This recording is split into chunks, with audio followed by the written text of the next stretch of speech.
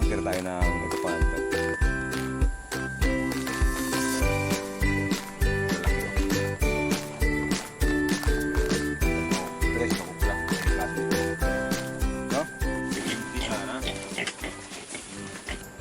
So yun guys, magandang hapon. Nagbabalik si Kaprom din nyo. For today's video guys, mag-harvest tayo ng mga itlog, mga organic chicken tsaka yung Rhode Island egg. So yun guys, ang harvest natin mamaya.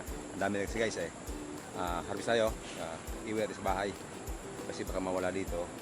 Tapos guys, hindi na nakakapaglimlim o nakakapangitlog yung nanay nung yung mga inahin pala.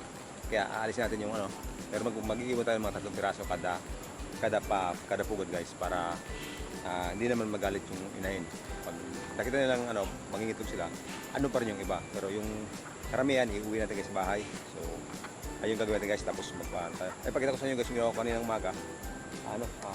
Nalis ko na yung bakod ng pinakang yung range net yung sa kabila yung dati.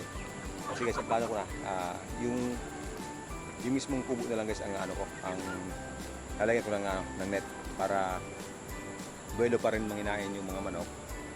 Tapos dito sa kubo, hindi sila nakapasok para malinis.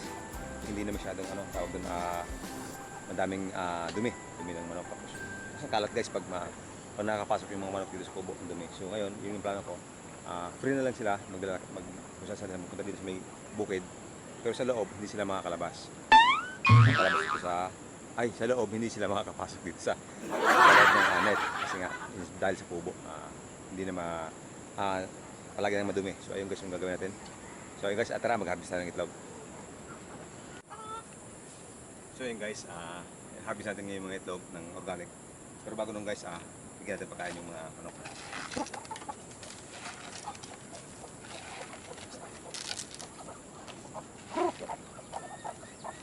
Ayun guys, may may isiw na yun, yung orange niya.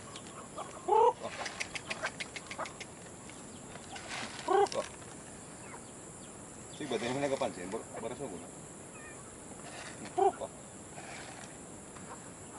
So yun guys, mamaya naman, napakain natin yung iba. Meron pang tira, so mamaya. Tara, harvest natin yung mga itlog dito. Yeah.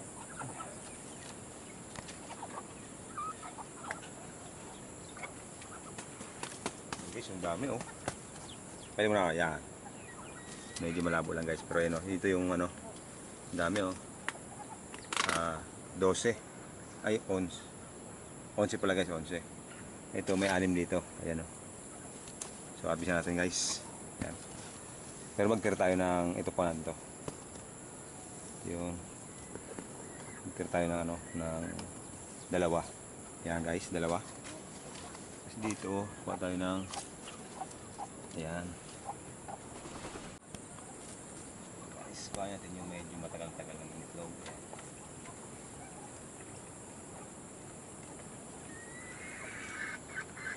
Tapos magtira lang tayo ng tig-dalawa guys, tig-dalawa. Ayun guys yung nakuha natin dito, ayun ang lalaki yan. Tapos yung guys, yung sa kabila kuha natin. Tara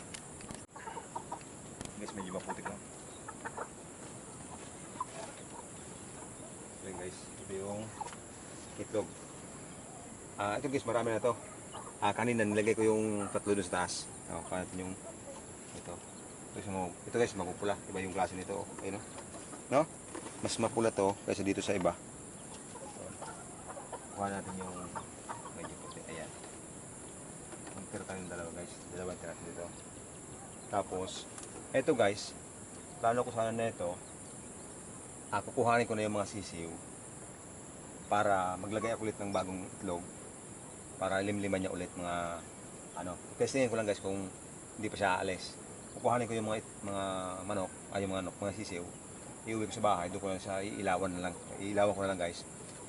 Tapos maglagay tayo ng mga 7 o 8 itlog kasi masyadong malalaki ito guys mga 7 o 8 itlog ng organic. Tapos sa maglilimlim, yun yung plano ko guys. Sana wag umalis tong inahin nito pag ginawa natin yung mga sisiw niya. So ayun guys, tara kuha natin sisiw, iwi natin sa bahay. So ayun, kumuha tayo ng kaldero, wala tayong ibang lalagyan dito na sa kaldero guys. Natin yung sisiw. Ito guys, testing lang natin kung mag-i-stay pa rin yung inahin. Tapos magagit ng ibang itlog.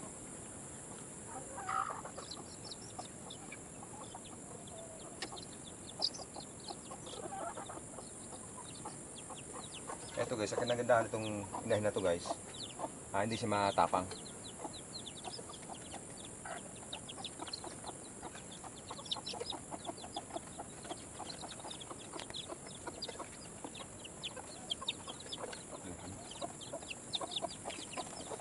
Kasi mga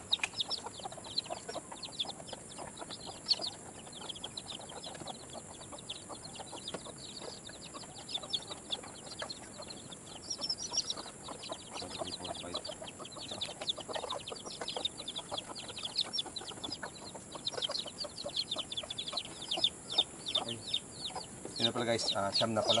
Siyam na pala yung ano dito. So ngayon guys, maglagay tayo ng ano, dito guys, may nilagay na ko dito 3 itlog ng organic. So ngayon, maglagay pa tayo ng ano, ng 4 pa guys, 4 na itlog. So ayun. Ayun, ay, bababa na. Kaya yung problema guys, para mababa na yung ina, oh. Parang hindi siya pwede guys talaga. Kasi ready na guys na itong mga sisiw, ready na siya. Talagang mag-ano siya. So yun guys, hindi pwedeng ano guys, hindi pwedeng tawag doon, palimliman natin yung ano, kasi yan yung bumaba na siya. So ngayon guys, ang gagawin natin, ayan, ibaba na natin yung ano, yung manok. So yun guys, ayan, ibaba natin dito. Ayan guys, so puro pula, puro tawag doon, mga Rhode Island Red guys yung lumabas. Ayan, ito, karamihan guys, Rhode Island Red. Ayan, ayan. Ito guys, mayroon yung may ano pa sa inahin. Ayan, pero karamihan guys, Rhode Island Red na. Ito yan. Tapos ito guys, yung nilagay kong itlog dito kanina ng ano, 3, bawiin natin guys.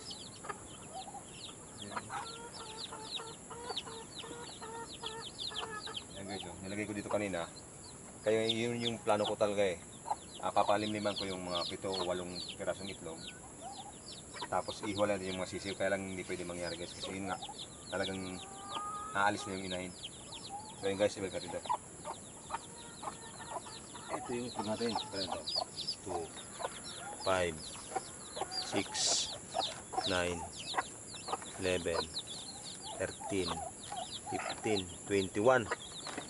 20 plus 2 plus 2. So 26 guys yung itlog natin. Pera pa yung nandun sa loob. 26 na itlog ng manok. So ayun guys, at least dumadami na yung itlog natin. Itlog ng manok. So ayun guys, ayun, mamaya tubigan natin itong ano, yung lalagyan ng tubig. Tapos lagyan natin pakain yung mga sisiw. Tapos guys, ikulong lang natin to. Dito muna yung ano, yung itong mag-iina na to guys, para ano, safe, hindi madali ng mga aso yung matuta natin dito. Tapos yung ano, yung hindi maulanan guys, dito lang sila sa loob ng ano, sa loob ng kulungan. So ayun guys, tara, magpakain mo tayo ng ano, ng baboy.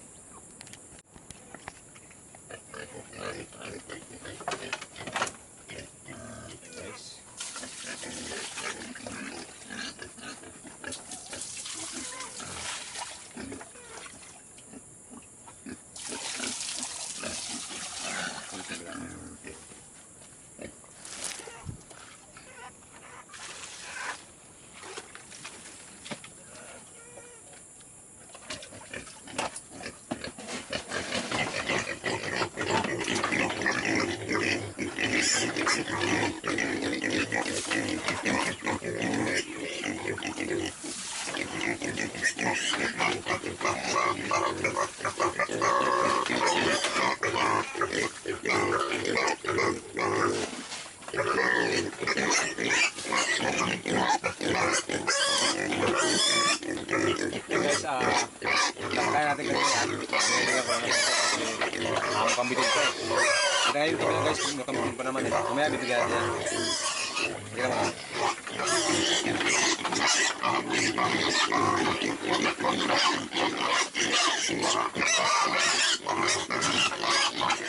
Hindi na.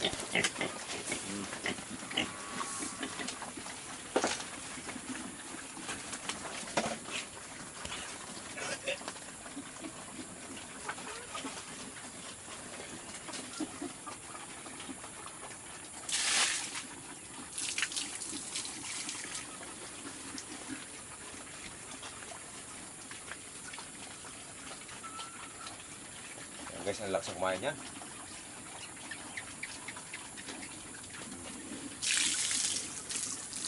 Ang problema lang guys, ito yung pakain nila guys. Mababaw yung yung pinagawa ko guys. Mababaw yung pagkakadali niya. Kasi guys, yung level ng nito, ng kulungan nito, pag ganun. So dapat doon, medyo malalim dapat doon, medyo mataas yung harang. Kaya lang hindi siya mga taas. Pero ayos lang, nainuman naman guys. Ang technique lang, maya't maya maglalagay ng tubig kasi madaling maubos eh.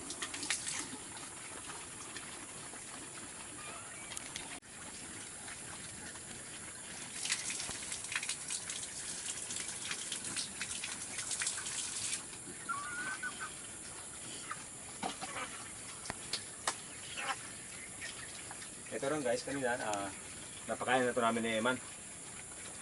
Pero mukhang bitin pa naman, kaya nilagay pa natin ng isang sandok. Siguro may isang kilo at kalahati yung mga gano'n, nilagay ko nila. Kasi ito nga pala guys yung sinasabi ko sa inyo, palahay natin ng Rhode Island Red guys. Ayan palahay na yan guys. Saka yung isa, native. Yung native na yan guys, native. Mga palahay natin dito sa ating kulungan. Guys, yung mga manok oh. Nandun sila. So yun guys, plano ko guys, magdagdag ako ng alagaan dito. Itik. Itik yung guys, yan naman guys yung itik, more on siya guys, puro itlog. Production yung guys, puro itlog talaga. Kasi mag-asawa tayo sa itlog. Kasi guys, hindi siya naglilimlim. Unlike sa pato, ang pato naglilimlim. So, mapaparami natin yung pato. Pero yung sa itik naman guys, puro itlog lang sila guys, parehas sila ng organic natin, tsaka yung Rhode Island Red. Sige, panay itlog lang. Pero hindi sila nag-alilimlim. Yun yung mga guys, yung mga aalaga natin, yung panay itlog. Tapos, itlog lang guys yung pakinabangan natin. Pwedeng ibenta para pambili ng feeds yung iba, o pang ulam, ng itlog. So yun guys. So yun guys, mamaya pakita ko sa inyo naman yung tilapia. Titignan natin kung malinaw yung tubig, tapos kung lalabas sila mamaya pag pinakain natin ng feeds guys. So ayun, mamaya ulit guys. Ayun guys, pakita ko sa inyo yung fish pa natin, yung mga isda. Ito nga pala guys, yung ating alaga. Buntis na naman to, si Queen. Kaya yung guys, Jack. Yung isa. Yung isang guys, yung aso, si King. Ayan. Ito yung mga alaga guys.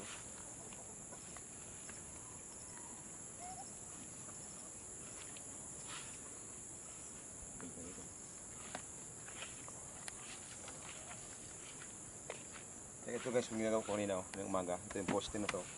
Hanggang doon. Ito yung sa kabila guys, hanggang dito. Kasi guys, yung net, dito ko napapaikotin sa likod ng kubo hanggang doon sa unahan. Para nakakulong na yung manok, yung kubo natin. Hindi na makakapasok yung mga manok. Ayan guys, tara.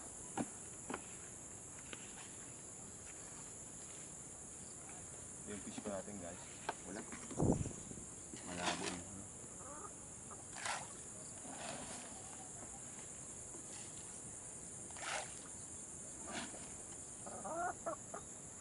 Wala guys, hindi lumalabas.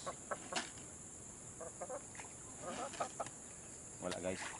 Pero kaninang umaga guys, lumalabas na sila. Siguro mga ganito kalaki. May ganito na nga yung ating tilapia. Kaya ngayon guys, hindi sila lumalabas. Siguro gabi na. Tapos hindi makita, medyo malabo yung tubig guys. Pero pag sa umaga, nagpapaint sila, lumalabas. So yun, shoutout nga pala kay Tropong Brian. Yung similya niya guys, galing sa kanya. Yung tropa natin doon sa may sa New Lock. So yun guys, shoutout kay Tropong Brian. So ayan. Sa bago matapos yung video natin guys, lagyan natin ng inumin yung mga sisiyo at yung inahin sa loob. Tapos guys, bigyan natin ng pagkain.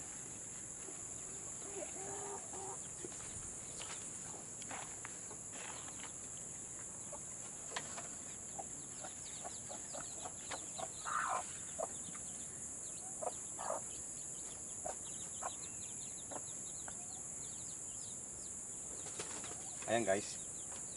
Nabigyan natin ng tubig. Sa ngayon guys, tubig lang muna.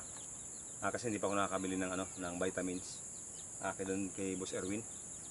Pero baka bukas, makadaan ako doon. Bili tayo ng vitamins para doon sa mga sisiw. Para pampalakas ng resistensya guys. Sa ngayon tubig muna, bigyan na rin.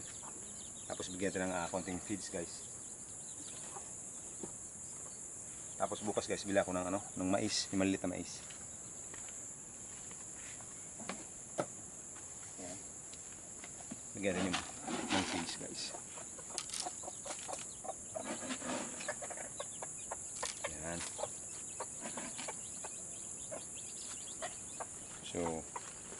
So yun guys. Yun, hanggang dito muna yung video natin kasi magkapasul pa kami ng baka, yung mag-inang baka. Ipapasul pa natin, papainom natin tubig. Sa ngayon, hanggang dito muna guys yung video natin. Ayun, maraming salamat sa lahat ng sumasuport from the TV channel. So, ayan, alam nyo na kung sino-sino kayo. So, yung mga shoutout, nakapasa sa screen. So, yun lang guys, mga pangalan nyo. So, ayun, tapos yung video natin, see you sa mga videos.